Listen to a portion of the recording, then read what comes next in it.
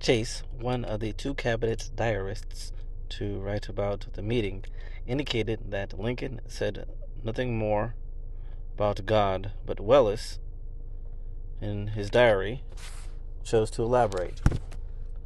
Lincoln remarked that he had made a vow, a covenant, that if God gave us the victory in the approaching battle, he would consider it an indication of divine will, that it was his duty to move forward in the cause of emancipation. God had decided the question in favor of the slaves. The president did not want his cabinet's advice, not now. He already knew their separate views, and after months of deliberation and calculation, his own mind was at last fixed. Whatever else might be said about Lincoln, once he arrived at a decision, he did not retreat from it, but he sought the cabinet's input on minor matters of wording.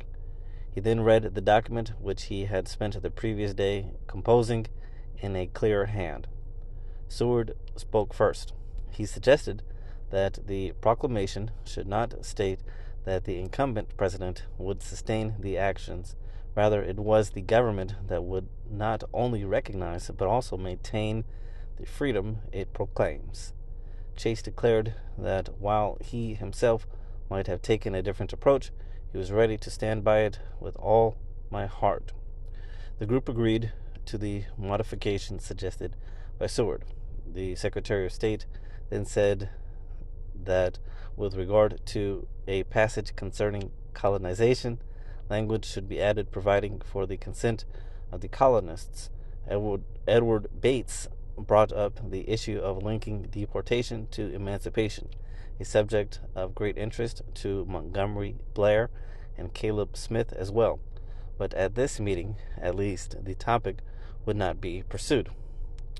Blair announced that he would not oppose issuing the proclamation, but he intended to file a paper giving his reasons against the expediency of the measure. He feared the influence of the document on the border states, the slave states of Missouri, Kentucky, Delaware, and Maryland, which might join the rebellion, on the Army, which might oppose the policy, and on the opposition party, which would now have a club to put in their hands to beat the administration. Blair claimed that he was in favor of emancipation, but concerned how best to accomplish the objective, and in the end he decided not to submit his objections in writing. The meeting soon adjourned, and after minor changes had been made in the document, Lincoln sent the preliminary Emancipation Proclamation off to the printers. "It is my last trump card, Judge," he told his supporter Edwards Pierrepont. "If that don't do, we must give up." The document declared that the war would continue to be waged for the object of practically restoring the constitutional relation of the United States with the people of the seceded states, and that Lincoln would use all his authority and power as president and commander-in-chief to do so.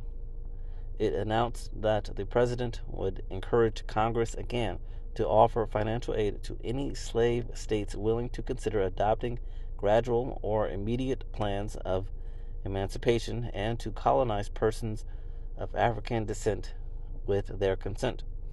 It then stated Lincoln's intentions that on the first day of January in the year of our Lord 1863, all persons held as slaves within any state or designated part of a state, the people whereof shall then be in rebellion against the United States, shall be then thenceforward and forever free. Such freedom would be recognized and maintained by the government, including the Army and Navy, which will do no act or acts to repress such persons in any efforts they may make for their actual freedom.